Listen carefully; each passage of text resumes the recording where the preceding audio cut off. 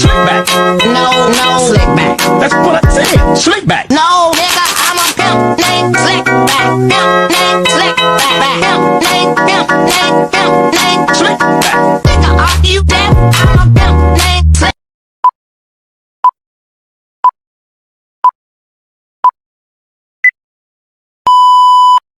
Assalamualaikum warahmatullahi wabarakatuh. Pertama-tama kami ucapkan terima kasih kepada Ibu Lela Elvira STMM selaku dosen pengampu mata kuliah analisis kinerja keuangan yang telah memberikan kesempatan kepada kami untuk presentasi pada hari ini, dan terima kasih juga kepada teman-teman yang hadir pada hari ini. Di sini kami dari kelompok 7 ingin mempresentasikan hasil kerja kelompok kami, yaitu tentang analisis kinerja keuangan.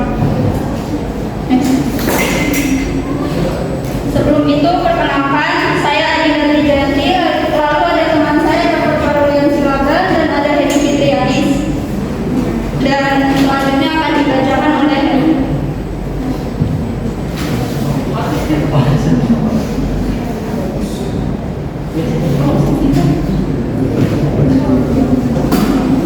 yang pertama adalah latar belakang.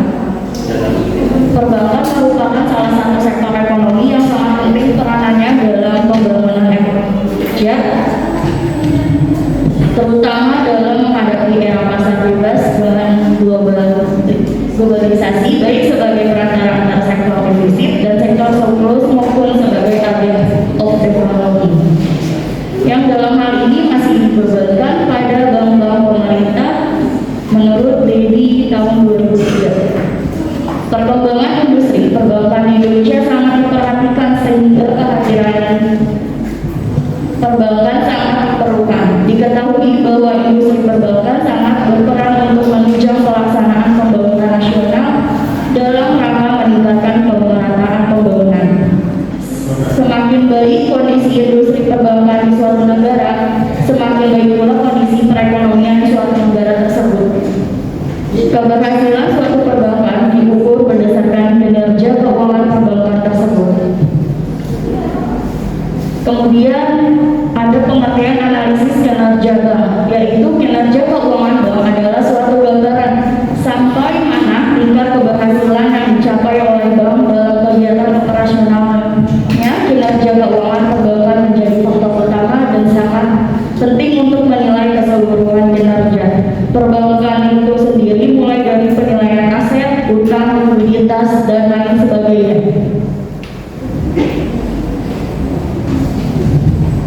Nah, untuk menganalisis kinerja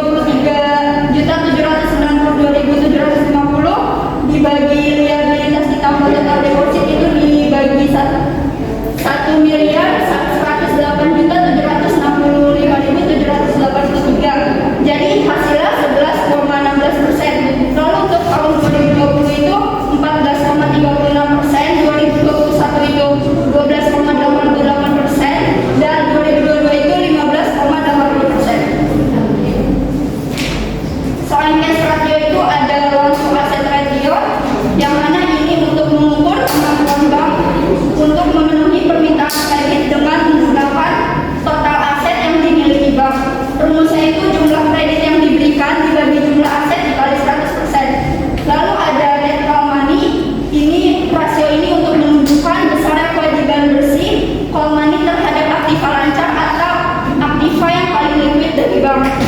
Rumusnya itu net salah money dibagi aset lancar dikali 100%. Terus yang terakhir itu ada loan to deposit ratio. Ini untuk menyatakan seberapa jauh kemampuan bank dalam membayar kembali penarikan dana yang dilakukan nasabah dengan mengandalkan kredit yang diberikan sebagai sumber likuiditasnya. Rumusnya itu jumlah kredit yang diberikan dibagi total dana pihak ketiga dikali 100%. Itu dia.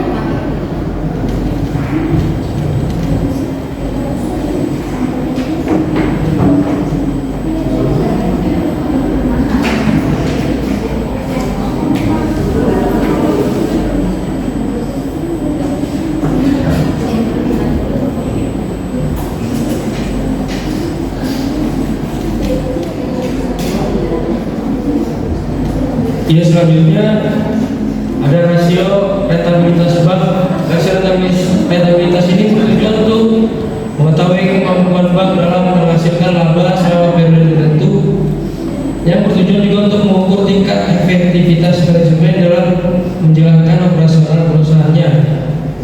Analisis rasio profitabilitas suatu bank.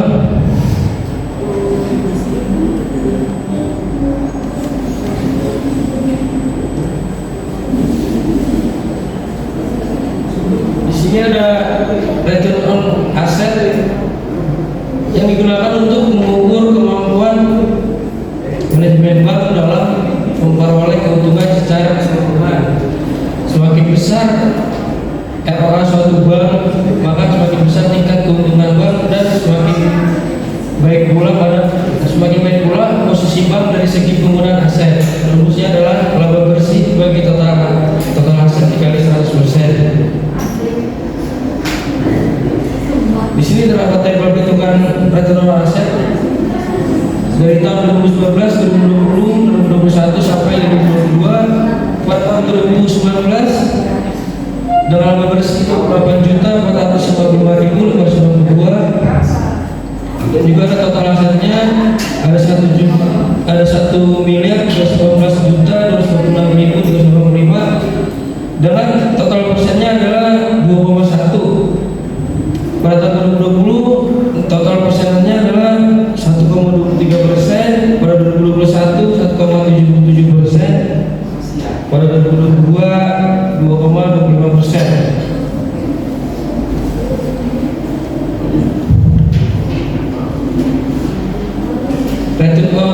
Return on equity di sini digunakan untuk mengukur kemampuan bank dalam memperoleh keuntungan bersih dikaitkan dengan pembayaran dividen. Rumusnya adalah laba bersih dibagi modal sendiri dikali 100%. Yang C-nya rasio biaya operasional digunakan untuk mengukur tingkat efisiensi dan kemampuan bank melakukan kegiatan operasinya.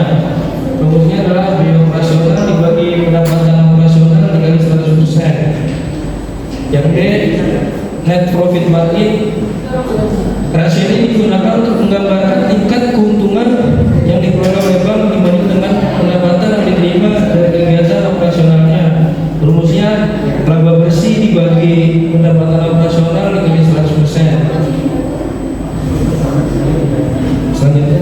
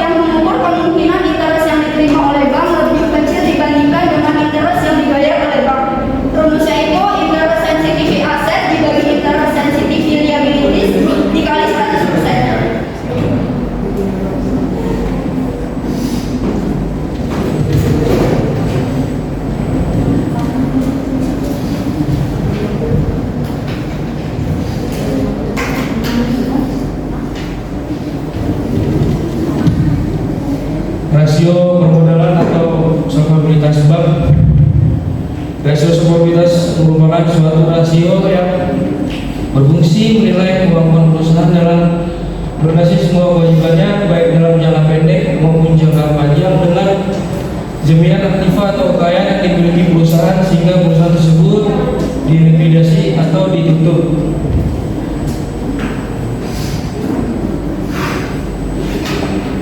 Private ratio ini untuk mengukur kemampuan permodalan pada suatu bank untuk menutup penurunan aktivanya akibat berbagai kerugian yang tidak dapat dihindarkan. Rumusnya adalah ekuitas dibagi total aset dikali 100%. Di sini terdapat tabel perhitungan private ratio pada tahun 2019 sampai 2022. Pada setiap tahunnya memiliki persen yang berbeda. Tahun 2019 memiliki 19,8%, di tahun 2020 memiliki 13,5%, di tahun 2021 memiliki 12,9%, di tahun 2022 memiliki 12,7%. Kapital rasio ini digunakan untuk mengukur kemampuan permodalan pada suatu bank untuk menutup penurunan aktivanya akibat kerugian yang tidak dapat dihindarkan. Rumusnya adalah equity capital dibagi total loans dikali 100%. Capital adequacy ratio digunakan untuk mengukur kecukupan modal yang dimiliki oleh bank untuk menunjang aset yang mengandung atau menghasilkan risiko. Misalnya kredit yang diberikan. Contoh rumusnya adalah modal bank dibagi aktiva rating bank untuk risiko dikali 100%. D. Current liabilities to equity ratio. Rasio ini digunakan untuk mengukur kemampuan permodalan pada suatu bank untuk menutup penurunan aktivanya akibat berbagai kerugian yang tidak dapat dihindarkan. Rumusnya adalah equity capital dibagi total assets dikali 100%. Oke, selanjutnya dilanjutkan oleh Edi.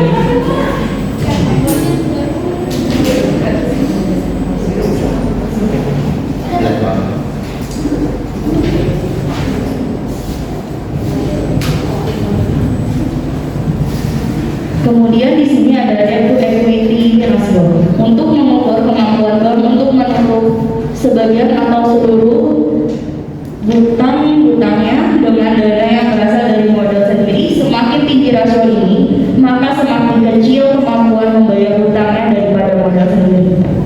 Rumusnya ada jumlah hutang dibagi jumlah modal sendiri dikali 100%. Kemudian ada long term debt to asset ratio untuk mengukur seberapa jauh nilai seluruh aset bank dibiayai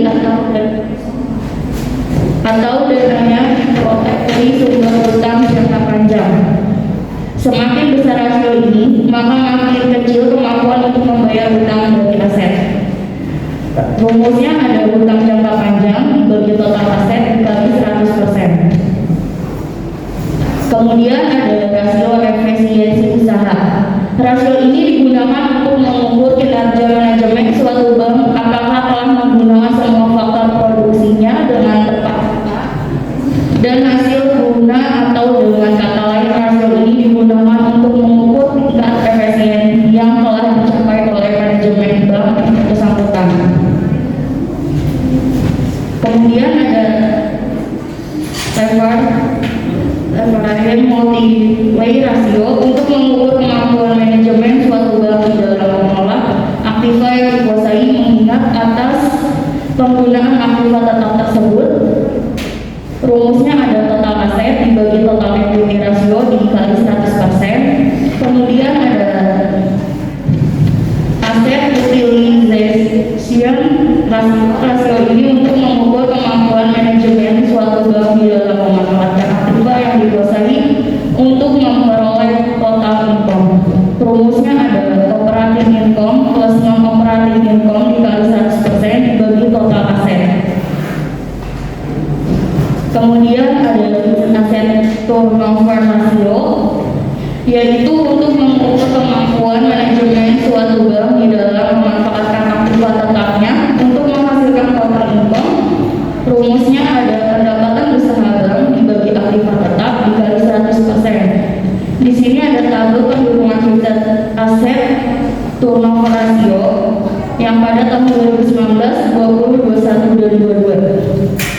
contohnya pada 2019 yaitu pendapatan usaha dibagi aktiva tetap dikali 100%. Pendapatan usaha pada 2019 61.247.691 dibagi 44.612.199 dikali 100 maka hasilnya 1,37. Pada 2020 hasilnya 1,24%, pada 2021 hasilnya 1,53%, kemudian pada tahun 2022 hasilnya 1,59%. Kemudian ada interest expense ratio yaitu interest income atau hasil bunga. Interest sensitif liabilitas yaitu interest expense atau biaya bunga. Rasio ini memperlihatkan rasio yang menunjukkan risiko yang mengukur kemungkinan interest yang diterima oleh bank lebih kecil dibandingkan dengan interest yang dibayar oleh bank. Rumusnya adalah interest paid dibagi total deposit dikali 100%. Kemudian di sini ada kesimpulan, kinerja suatu bank dapat dinilai dengan melakukan analisis terhadap laporan keuangannya. Berdasarkan laporan itu dapat dihitung rasio keuangan untuk meningkatkan tingkat kesehatan bank. Analisis rasio keuangan tersebut memungkinkan manajemen mengidentifikasi keberhasilan bank dalam melakukan kegiatan operasionalnya. Analisis rasio keuangan juga dapat membantu para pelaku bisnis untuk menilai kinerja bank. Ada beberapa rasio yang dapat digunakan analisis kinerja bank yaitu rasio likuiditas, rentabilitas, rasio risiko usaha, rasio validitas, dan rasio efisiensi usaha.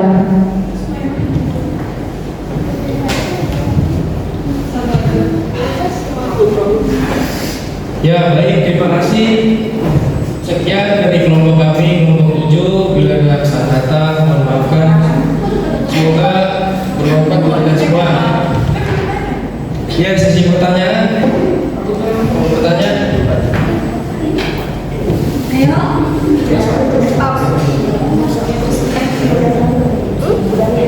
Matiin ya.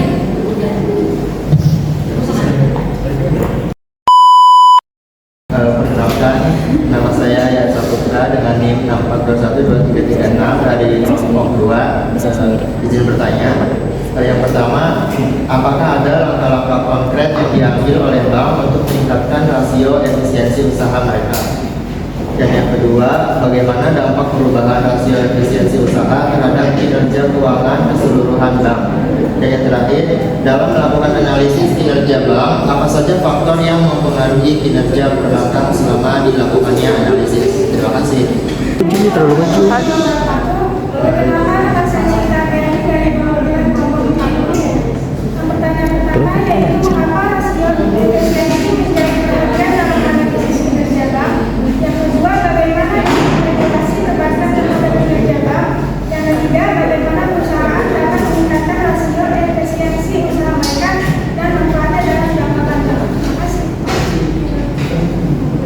A few moments later.